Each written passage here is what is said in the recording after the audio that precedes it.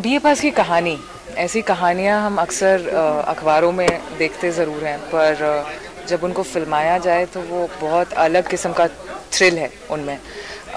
इसकी कहानी जो है वो मतलब मैंने अपने टेलीफोन पे पढ़ी थी। ऐसा बहुत कम होता है कि आप फ़ोन पे कहानी पढ़ें और आप रुक ना पाएँ, क्लाइमैक्स तक पढ़ जाते हैं। तो कहानी बहुत सॉलिड है। देखिए, सबसे पहली बात, हाँ बिल्कुल, कहानी जो है, कहानी के साथ कुछ मिलावट नहीं की गई है, कुछ छेड़खानी नहीं की गई है। उसी तरीके से कैमरे के साथ, आर्टिस्ट के साथ, किसी के साथ भी किसी किस्म की मिलावट नहीं है। सेक्स इस फिल्म में है क्योंकि वो इस फिल्म का स्पाइन है। कैमरा इसलिए नहीं, मतलब कुछ भी इसलिए नहीं है कि वो आप कोई भी टिटिलेट हो। एक कहानी है, वो जरिया है, बताना ज़रूरी है। दूसरा, ऑब्वियसली हम सभी जानते हैं कि हिंदुस्तान में सेक्स इज़ ओवररेटेड। शायद कहीं पे क्योंकि हम इसको दर्शाने से या इसकी बात करने से इतना कतराते हैं। हालांकि हम ही हैं जो खजुराहो के मंदिर बना के बैठे हैं, और हम ही हैं जिसने कामसूत्रा की रचना की। लेकिन फिर भी, सो नेवर माइंड, कोई बात नहीं। आई थिंक इट्स ओके कि लोगों को they should get over with it, और जितनी जल्दी वो लोग समझ पाएँ कि सेक्स के परे, क्योंकि वहाँ पे आके फिर आप बहुत चीज़ें लिमिट कर देते हैं क्रिएटिवली भी। तो इस फिल्म की ज़रूरत थी। और मैंने ये रोल क्यों किया, क्योंकि ऐसा रोल मुझे बहुत अरसे बाद मिला, और जहाँ मैं इस औरत को अपना चेहरा देना चाहती थी, मैं उसकी परेशानियाँ और दिक्कतें समझना चाहती थी। हाँ बिल्कुल है, क्योंकि जब नीयत अच्छी होती है तो वो आगे तक जाती है। और जब हमारी फिल्म को बेस्ट फिल्म मिला था दिल्ली में, मैं भूलूंगी नहीं, 1800 की ऑडियंस थी, और 18 साल से लेकर 80 साल तक के लोग, और सबको फिल्म पसंद आई, और फिल्म को बेस्ट फिल्म मिला, शादाब को बेस्ट एक्टर मिला। वो मोमेंट जो था उसने प्रूव कर दिया कि वो 1 साल की मेहनत, खून पसीना, सब वाज वर्थ इट। और जैसा आप देख रहे हैं, विशाल भारद्वाज साहब, खालिद मोहम्मद, महेश भट्ट साहब, बुद्धदेव दास गुप्ता जी, इन सब ने इतना अच्छा बोला है फिल्म के बारे में, तो आपको मानना पड़ेगा कहीं पे कुछ बहुत ही ईमानदार चीज़ है इस फिल्म में। और दूसरा ये मैं बोलना चाहूँगी, फेस्टिवल में गई है का मतलब ये नहीं कि बोरिंग है, पहले ही बता दूं, काफ़ी एंटरटेनिंग फिल्म है। और इनफैक्ट मैं बहुत बार देख चुकी हूँ, तो मुझे ऐसा लगता है इसमें इंटरवल क्यों है। पता है, हाँ, सब आई थिंक कि सभी अज्यूम करेंगे कि ज़्यादा मुश्किल होते हैं सेक्स सीन को करना, पर मैं आर्टिस्ट हूँ, और अगर आप मुझसे पूछेंगे, मुझे सबसे ज़्यादा मुश्किल डायलॉग बोलने में होगी।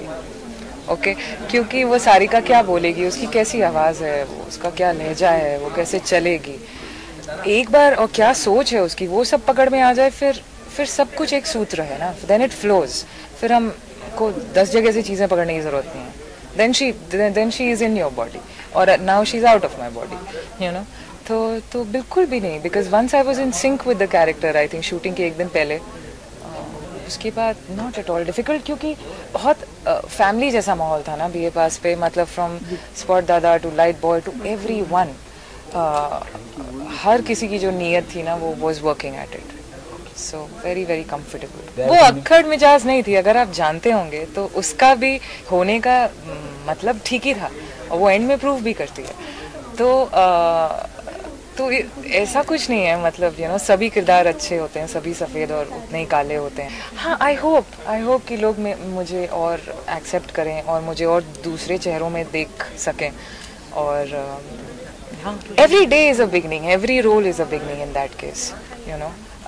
But yes, this is definitely, I would say, कि my second innings, and I'm really grateful कि you know, 32 उम्र में कौन बोलेगा कि ये मेरी सेकंड इनिंग्स है, पर अक्सर हमारी इंडस्ट्री में ऐसा हो जाता है कि अगर ब्रेक हो जाए 4 साल तो you know actors are written off. I am really grateful कि अजय ने मुझे याद किया इस फिल्म के लिए, और मैं सारिका को अपना चेहरा दे पाई। मैं ऑडियंस से ये कहना चाहूँगी, बीए पास हिंदुस्तान की एक ऐसी फिल्म है जो अरसे बाद शायद ऐसी फिल्म वो देखेंगे, वो खाली हाथ नहीं जाएंगे, कुछ है जो उनके दिल में बदलेगा। और आई थिंक क्या बोलूँ मैं, कुछ है जो बदलेगा उनके मन में। और वो उन्होंने ऐसा सिनेमा, मेरे ख्याल में शिप ऑफ थीसिस की इतनी तारीफ हो रही है, हम बहुत खुश हैं। यू नो, ये शिप ऑफ थीसिस, बीए पास, ये दोनों फिल्में work in progress, bless you, work in progress में थी साथ में गोवा में। बहुत अच्छा लगता है जब इतनी इंटेग्रिटी के साथ कोई फिल्म बनती है और उसको उतना ही वेल रिसीव करते हैं।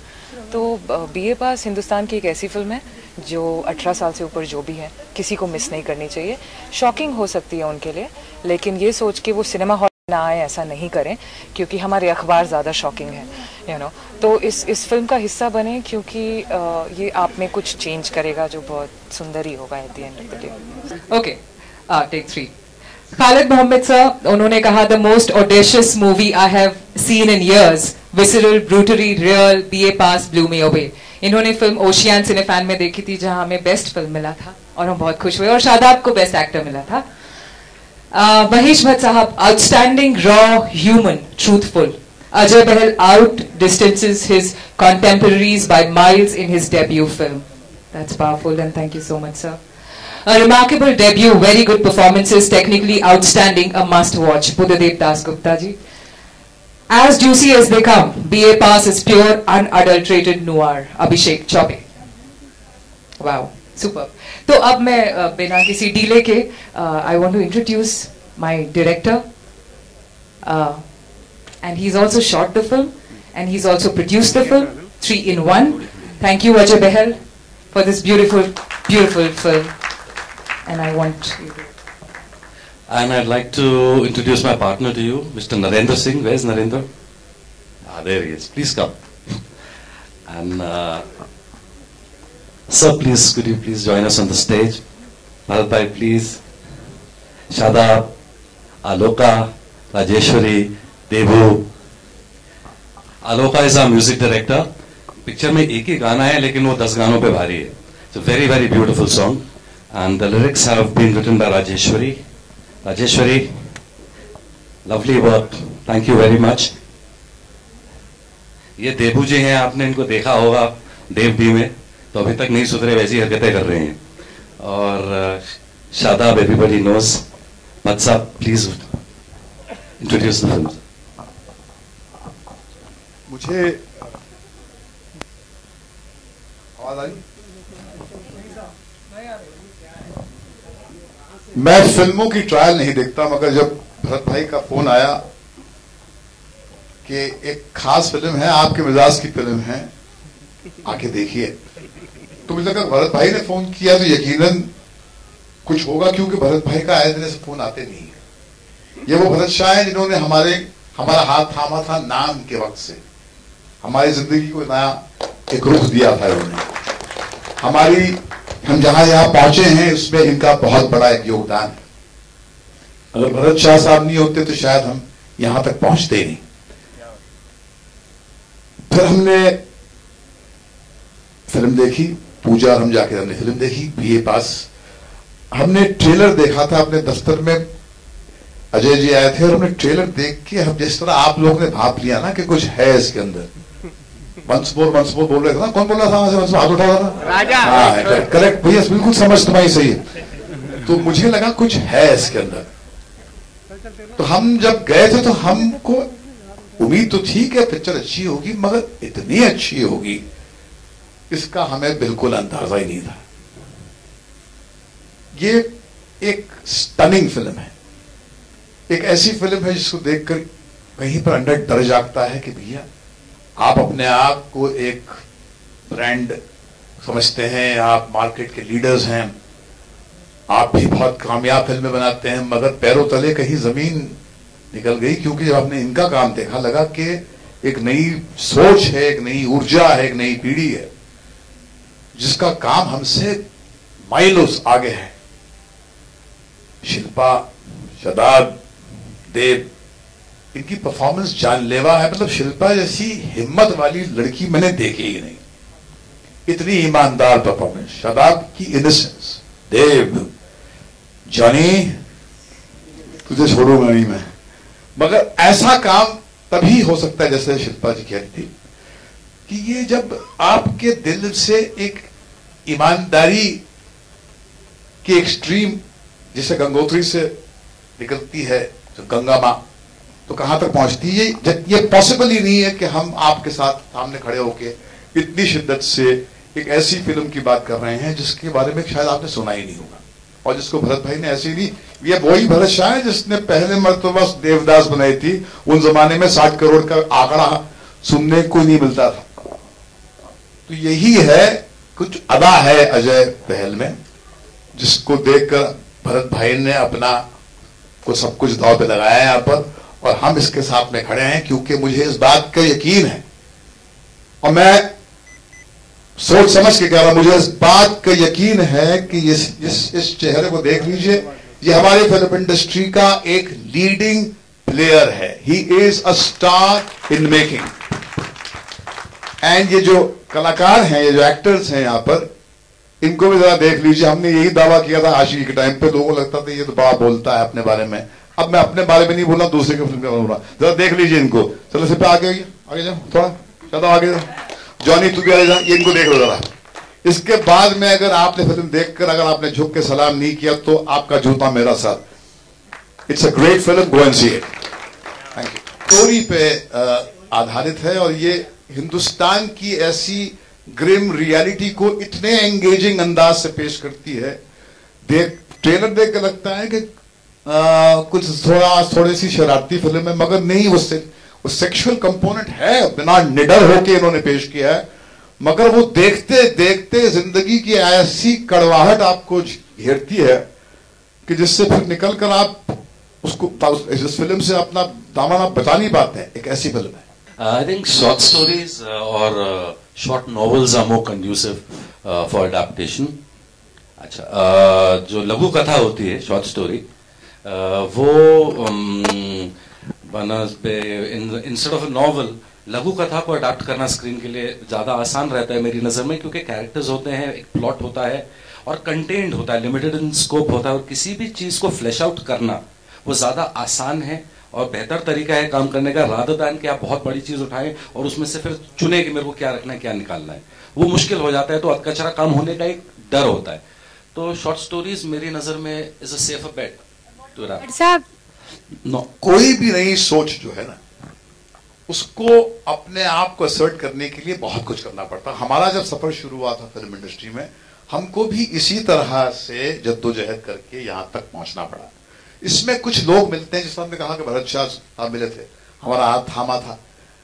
ऐसे ही हमको लगता है कि हमारा फर्ज है कि हम अजय का हाथ थाम कर उसे एक जीना चढ़ा दें। यही जिंदगी का एक तरीका होता है।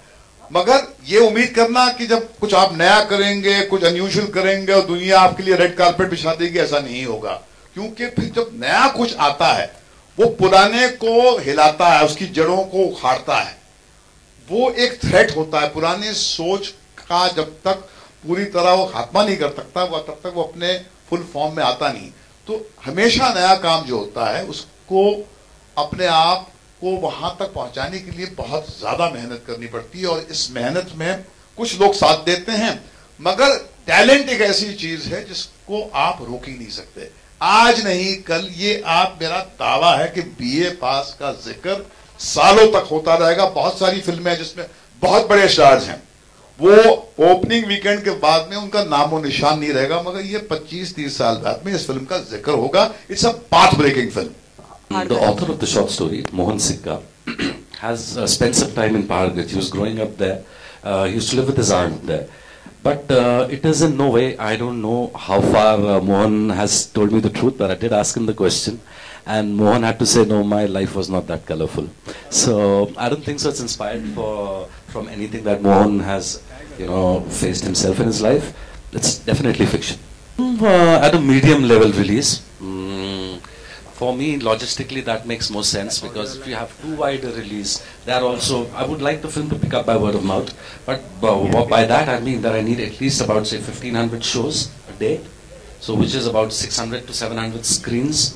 And बाकी हम लोग जिस जगह पे खड़े हैं, this is a very pious place, it's called a cinema theater, a multiplex. तो ये हमको सपोर्ट करता है कि नहीं करता है, हमको थर्सडे को ही पता चलेगा। पर हमारी कोशिश ये है कि कम से कम 15 से शो डेली करें। If Anurag was interested in presenting the film, he certainly never said anything to me.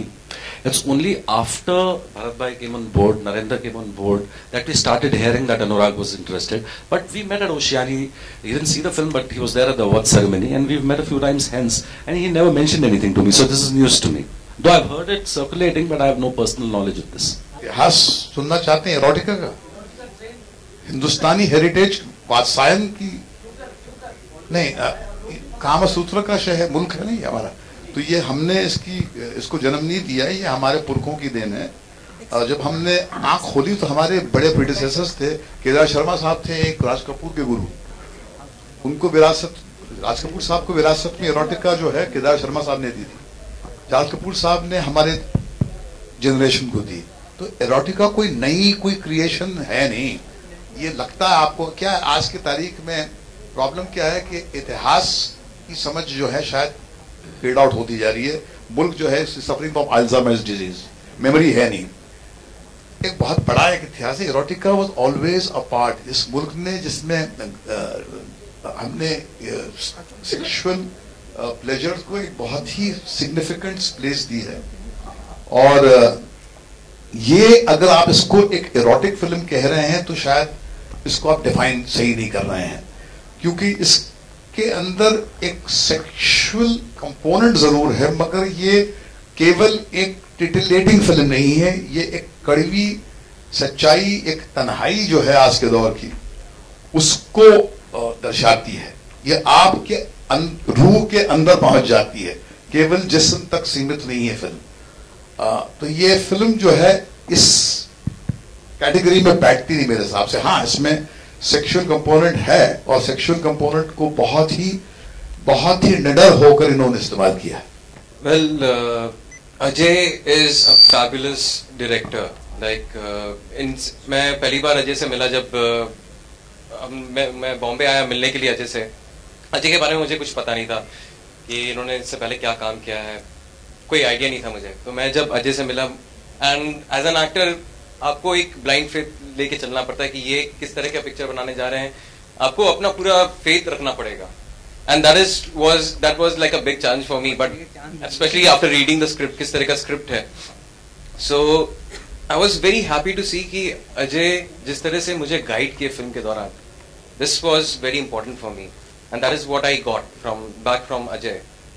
The way he guided me, the way he brought out the talent which was there in me, to get that out of me, that again is all in the director's hand. He can really twist you and destroy your career, or he can really take you to places. And I'm very happy. After doing this film, I'm proud of this film and proud of my work, and that was only possible with Ajay's direction. And also I would like to say that Ajay invested his own money and everything in the film to begin with, and to trust a newcomer, that is something. You know, I'm not a known face. I've always done theatre. So for me, I realized कि ये बहुत courageous आदमी है, मतलब मेरे को ले रहा है, and that's, I have all my admiration for him. And as for Mr. Mahesh Bhatt ji, just the fact I'm standing on the same platform as him right now today, I have no words for it. हाँ, basically role जो select करती हूँ वो story पे ही base करती हूँ, कई दफा जरूरतों पे भी, जैसे कि टेलीफोन बिल देने के लिए। एनीवे, बीए पास की स्क्रिप्ट मैंने फोन पे पढ़ी थी। ऐसा बहुत कम होता है कि हम स्क्रिप्ट फोन पे पढ़ जाएं, बगैर पानी पिए, चाय पिए। अरे माइक अभी ठीक है? हाँ, ठीक है। तो हाँ, सो बेसिकली कहानी में बहुत दम था, किरदार में बहुत दम था। मैं अपना चेहरा देना चाहती थी एक ऐसी औरत को। मैं उसकी परेशानियां और उसके दुख समझना चाहती थी। मैं उसको गलत नहीं मानना चाहती थी, बस। और ये ऐसा बहुत सौभाग्य से होता है। हाँ, उसमें एक सोच थी। देखिए नहीं, देखिए अर्थ की सोच आज भी बहुत ही बोल्ड है, क्योंकि सेल्फ एक्चुअलाइजेशन की का जो एक इशू हमने उस फिल्म में रेस किया था कि कांपते हुए हो पैर अपने होने चाहिए, और मर्द के बगैर औरत संपूर्ण है। वो बिना किसी मर्द पे लीन किए अपनी जिंदगी जी सकती है, क्योंकि औरतें अक्सर बैसाखी ही बनाती हैं। और कहा गया है कि बिना हमारे तो तुम तो चल ही नहीं सकती है। ये हमको कहा गया, हमारे माइथोलॉजी से कहा गया है कि नारी संपूर्ण नहीं है। तो वो सोच को कहीं पर 84 में हमने उसको सेंटर स्टेज पे रखा था। इसका जिक्र 25 साल 30 साल बाद भी अगर हो रहा है तो उसकी एक एंड्योरिंग वैल्यू इसलिए क्योंकि उसके अंदर सत्य जो है कहीं पर छुपा हुआ है। हाँ, पाकिस्तान में उस फिल्म को शान जो है वहां के सुपरस्टार इसलिए बना रहे हैं क्योंकि उनको लगता है कि मौजूदा पाकिस्तान में वहां पर औरतों की सोच भी सर चढ़ के बोल रही है। जेंडर इक्वालिटी का जो इश्यू है वो पूरा साउथ एशिया का इश्यू हो गया, केवल मुंबई का या दिल्ली का या हमारे मेट्रोज का नहीं है। बांग्लादेश में भी है, श्रीलंका में भी है, तो ये एक इश्यू नेपाल में भी है। तो ये औरतों की एक सोच जो है वो आज सर चढ़ के बोल रही है, इसलिए शायद वो बता रहे हैं। These differences, I think, totally incidental. I mean, I'm sure I know the film that you're alluding to. By chance है, कोई सोच के नहीं बनाए कि, और मेरे लिए कहानी एक छोटे लड़के और बड़ी औरत की तो है ही नहीं, ठीक है। वो तो सरफेस पे ये दो कैरेक्टर, उनकी उम्र ही है, कहानी का उससे कोई लेना देना नहीं, कहानी एकदम अलग है। तो बाकी the other film that you're talking about, I don't know, but this is definitely a coincidence. Secondly, this is a fallacy that there's a 22-minute long love making scene in the film. Picture 100 minute की, अगर 20 minute love making दिखाऊंगा तो कहानी कब बोलूंगा। तो वो किसी ने छाप दिया, अब वो चिपक गया है, वो चलते जा रहा है, उसमें हमारा कोई योगदान नहीं है। तो ये बीए पास का प्रेस बीट है। मुझे लगता है कि आप अन्याय कर रहे हैं नौजवान पीढ़ी के साथ में, कि आप ये मीडिया इवेंट को हाईजैक करके एक साइड जो इशू जो है बाहर इसकी अहमियत है उसको दे रहे हैं। I will not answer this question here, I can answer this question outside. I think you are prejudging the picture कि ये कुछ एज डिफरेंस की फिल्म है और ये it's just the idea of the I think ये age difference का issue as old age 84 में जब हमने अर्थ बनाई थी तो यही सवाल उठता था कि और आज के लिए शबाना आजमी का आपने एक एज डिफरेंस होते हुए भी आपने एक दिखाया है। तो ये मुझे लगता है कि कोई भी एक आजाद जहन जो है वो बंधता नहीं है ऐसी विचारधारा से। And the issue of this film is not of a younger boy and an elder woman और उनका कोई erotic summer of 42 वाला जो हमने teenagers कॉलेज में देखते थे ऐसा। This is a far more real film. It's a film that deals with the soul of contemporary India, at least in the metros. It deals with the horrors of our real life. It unmasks the hypocrisy which is there in our society and looks at life unflinchingly in the eye and doesn't pretend to have answers, just says things. And I think that to do that in the area of entertainment, जहाँ पर सिर्फ feel good फिल्में बनाई जा रही is quite an achievement. I think what is important is to make a good film. Which genre you classify it as, independent, art house, whatever else, backed by a studio or not. Shape of Thesis is a good film, so it has found its way to the audience. BA Pass is, I believe, is a good film, so it has found its way to the audience. There are a lot of independent films that are getting made, which probably have a tough time getting to the theaters. I'm nobody to judge anyone's film. All that I'm saying is that the best you can do is give it your best shot, and then just pursue it relentlessly, see what happens. And if you have made something which is decent, you'll definitely see the theater.